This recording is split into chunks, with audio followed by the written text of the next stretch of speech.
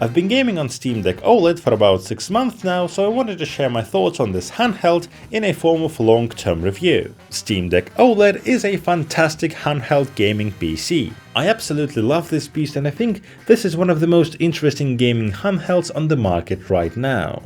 It's nothing but a fully realized, upgraded, enhanced version of the original Steam Deck, and it has all the potential to become a future classic. Of course, the headline feature of this handheld is a brand new 90Hz HDR OLED display, but it also comes with a bunch of other noticeable improvements, that if the screen alone is not enough to justify the upgrade from the original Steam Deck LCD to OLED model. The difference between the LCD and OLED panel is huge! OLED looks noticeably better when it comes to black levels and contrast and peak brightness, and it also can display HDR content. It's fair to say that the original Steam Deck screen was more than just alright, and for a lot of people who prefer playing video games in bed with a dimmed brightness, things like pure blacks and peak contrast are not that important, but in that case OLED model will allow them to achieve longer battery life. It's really difficult to describe how great this OLED panel looks in real life, and even though only a small fraction of games properly supports HDR, there are still massive benefits from playing older titles with such bright and saturated screen.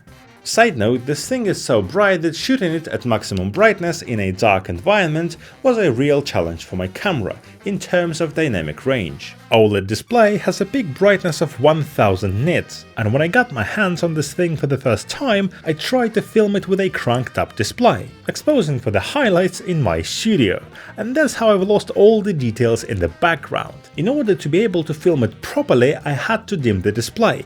That's how bright this thing is. Now, before switching from LCD to OLED, I was worried that this thing will be vulnerable to burn-ins, especially considering the fact that there is still no option to download video games in sleep mode.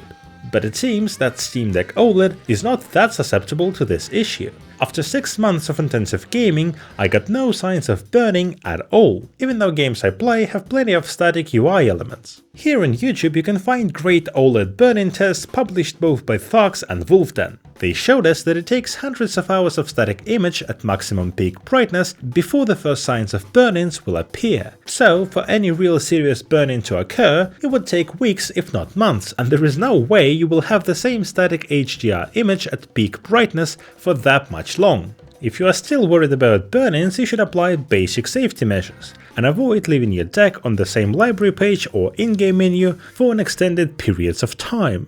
But don't overthink it, this thing was designed to bring you joy, not anxiety. It'll be fine. With Steam Deck OLED, Valve continued to transform the landscape of gaming on Linux. For some PC gamers, OLED model provided their first HDR gaming experience, but it definitely was the first one for Linux enthusiasts. HDR support on Linux in general is still in experimental state, but on Steam Deck it works flawlessly.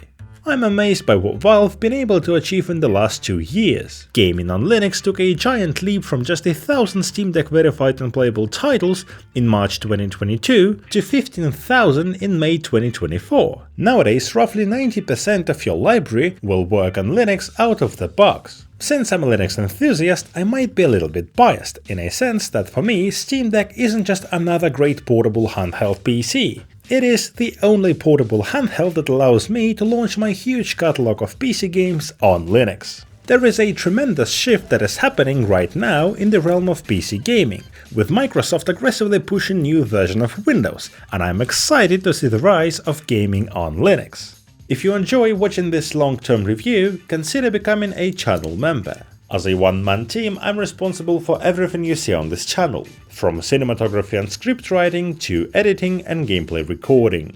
I keep my videos completely free from paid promotions, product placements and sponsorships. I respect my audience and I need your help to keep it this way. Now, a lot of people who bought the original Steam Deck have been hesitant about upgrading to an OLED model for a number of reasons. Some were concerned about OLED burn-ins, and for some people things like high capacity battery or new cooling system were not good enough to justify spending another $500. But after switching back and forth between these two models for 6 months, I've come to the conclusion that Steam Deck OLED definitely worth the upgrade. Take for example new cooling system. The original Steam Deck could easily get 80–85 degrees hot in graphically demanding games. Not only OLED model typically gets 10 to 15 degrees cooler, but also because of that, cooling fan doesn't need to burst into high RPM, keeping itself less noticeable.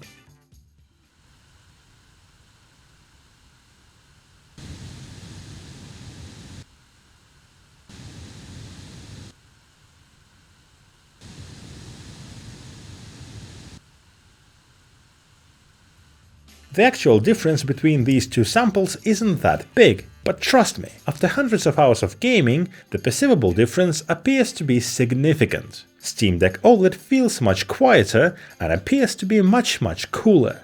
Same applies to battery life. In real-world scenarios with cranked up brightness and unlocked frame rate, you can get roughly from 3.5 to maybe 5 or 6 hours of battery life, depends on which game you play. That's more than enough for me, and that's more than I was able to achieve with the original Steam Deck. With a little bit of power management magic, you can squeeze up to 10 hours of battery life, which is more than enough for an average plane flight.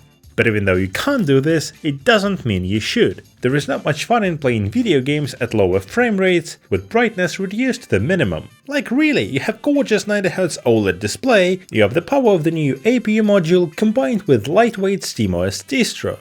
You don't need to squeeze every extra minute of battery life out of your Steam Deck. Instead, it would be much better for you to find the right balance between performance and TDP in your specific game of choice. Overall, the beauty and comfort of using Steam Deck OLED builds on the already impressive design of the original Steam Deck. OLED model just feels lighter, bumpers are clickier, thumbsticks are taller, and screen is a little bit bigger. If you've bought the original Steam Deck and now thinking about the upgrade, I believe it's totally worth it. It's fascinating how much Valve have been able to squeeze into Steam Deck, including HDR OLED display, bigger battery, new cooling system, new APU module. There is no need to diminish the amount of upgrade here. But all these shiny new things, they don't make the original Steam Deck obsolete or redundant. Think about it. We got like 4 new handheld PCs released just in the last 12 months, each with a tiny little spec bump. Of course, it's easy to feel that these new devices are making the original Steam Deck irrelevant, but they don't. Steam Deck LCD still has the best value for money. Nowadays it costs $350 or even less if you decide to pick up a refurbished unit. There is no spec bump that can fundamentally change your gaming experience, and if you don't have extra money to spend on the OLED model, go for the original Steam Deck. It is still a powerful beast even 2 years later. This was Reluctant Anarchist, and I have nothing left to say.